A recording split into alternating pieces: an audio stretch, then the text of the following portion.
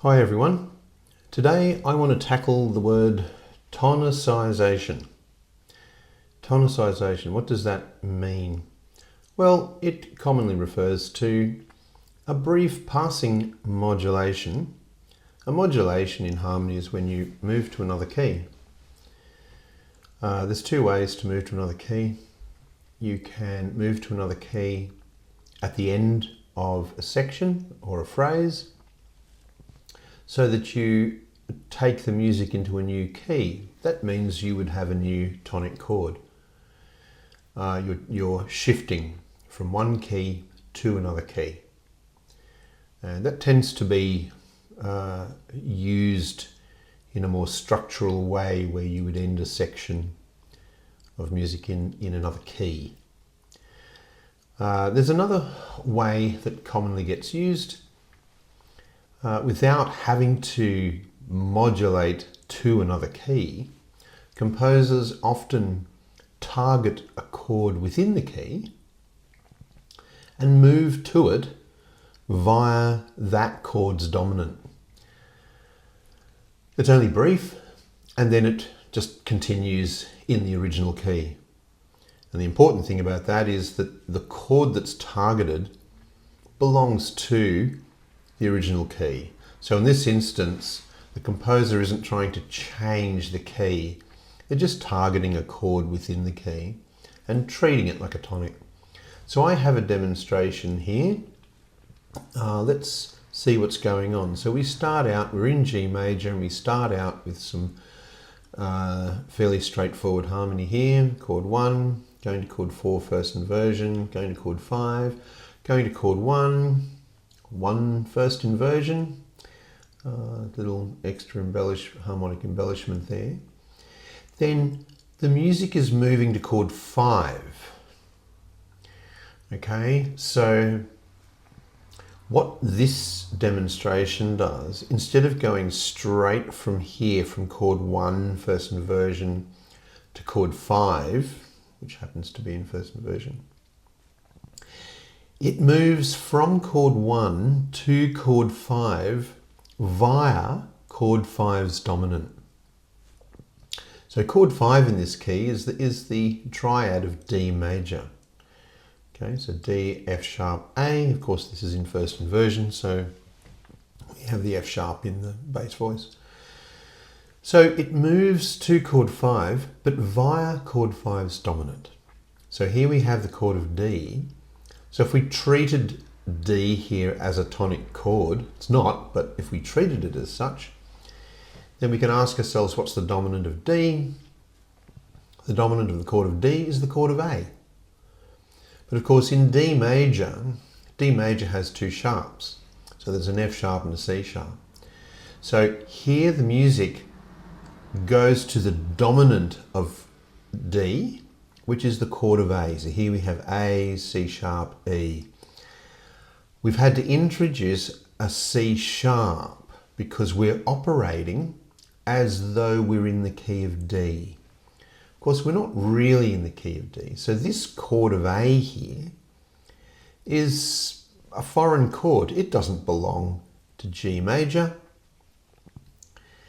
But this surprise of moving to the chord of A with its C sharp is a sudden surprise, because we're heading into a chord that doesn't belong to the key. But then we are quickly resolving to its tonic. So we're in the chord of A, but we're moving to the chord of D. A is the dominant of D. And so we have a little 5-to-1 resolution in the key of D major, as D still remains the dominant of the original key, which is G major. So that's a little bit of a wonky explanation. It's hard to get your head around because we want the 5 of D going to D, so we have to have the dominant of D first. So it's a bit weird. We don't get to go to D and then it's dominant. We just plunge into the dominant of D. So it's always a 5-to-1. So changing key, there is a basic principle about stepping outside the original key, in this case G major. And to step outside of the original key, you need to use the dominant of the new key, chord 5 of the new key. It's the most straightforward form of resolution to make the movement to the new key logical and make sense. So to sum it up, we've moved along in G major and we're heading to the dominant of G major, which is the chord of D, but we're moving to it via D's dominant, the dominant chord, chord 5 of D, which in this case happens to be A, C sharp, E. Okay, so I've explained that a couple of times. Hopefully that makes sense. Let's hear this demonstration, and so you'll want to listen for this because you'll hear the modulation. Of course, it's a tonicization because it's midway through the phrase. The phrase starts here and it moves all the way back to G, but in the middle it happened to take a very brief detour through the key of D with only the 5 to 1 of D major and then going straight back into G major. So the C sharp that we had here for D major is quickly over and we're back to C natural as is in G major. All right, so I'm going to play this example now and you'll be able to hear the modulation.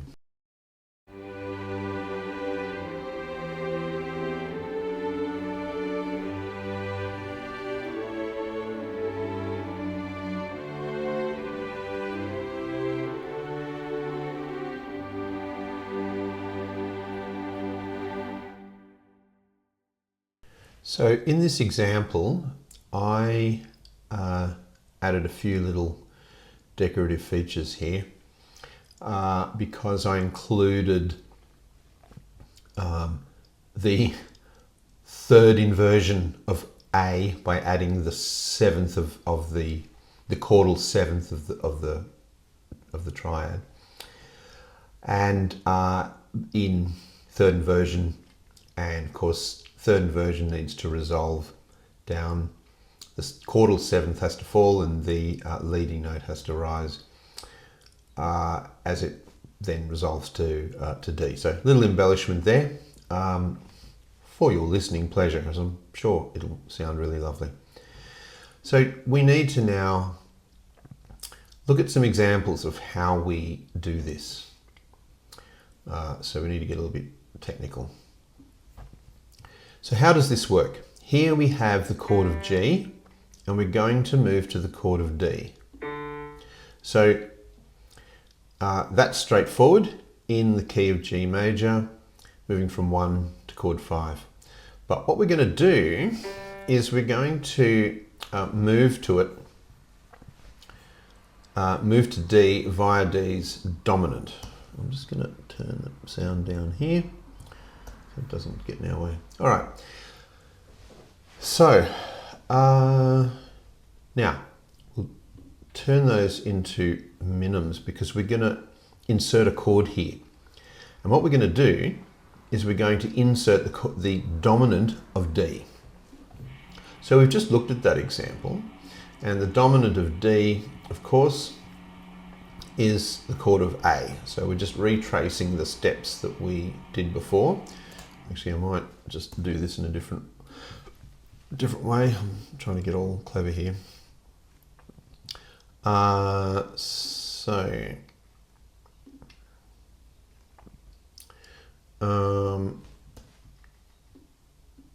just voice this carefully. Okay, same, upper second, there a third apart, so that's good, and then there. Okay, just making sure I haven't got any embarrassing parallels or consecutives. So what is this? Well, this is the chord of A, so it's 5 of 5. It's the dominant of the dominant, which is why people often use the term secondary dominant. The dominant of the dominant. All right, so that's a straightforward case, and we're going from chord of G, chord 1 to chord 5, but moving to it via the dominant of chord 5, A moving to D. Okay, so it's important that you understand that we need the resolution going from the dominant of A, the dominant of D, which is A, to D. All right. Let's have a look at another example, because we can tonicize any chord within the key. So here we have G, chord 1, tonic chord, moving to E minor, the submediant chord, and we can do it here. So in this case, let's turn these into minims, because we're going to insert the chord here, but we're going to insert the dominant of E minor. All right, so that means you have to dive into the key of E minor. And this is what makes it quite hard for students to do initially, because you really need to know your key signatures and you have to be able to work them out really quickly. Otherwise it gets a bit laboursome and you end up forgetting some of your steps. So E minor, what is the dominant of E minor? We're going into the key of E minor now. What is the dominant of E minor? The dominant of E minor is B. Now, we raise the 7th note when we want to get a dominant chord. That is the common practice of how to treat a key. So when using the dominant of a minor key, we need to raise the 7th of the scale. So this is going to be the chord of B. And we need to raise the 7th of the scale. The 7th of E minor is D, so it becomes D sharp. Okay, and of course, adding some harmony voices here, make sure I don't do anything silly or embarrassing. I think we're good. All right, so here I have used the dominant of E minor. So we started out with chord 1 moving to E minor, and now we've gone to the dominant of E minor. So that's the 5th chord of chord 6. All right. Now in this final example, I want to show you another feature that's commonly applied to tonicization. Now here we're going chord 5 to 6. But again, what we're going to do is we're going to move to chord 6 via chord 6's dominant. That of course was B, the chord of the triad of B. Except this time, we're going to do it in first inversion. And that is very common because it means that we get this chromatic stepping in the bass line. So it's very common. It's used by composers all the time. In fact, I'm going to try to be clever here because I'm going to add the chordal 7th of B. So now here I have the chord of B7, it's B7 now, in first inversion, of course resolving to chord 6. Okay. And so there you go, that resolves. Now, because it's a dominant 7th now, I have to be careful.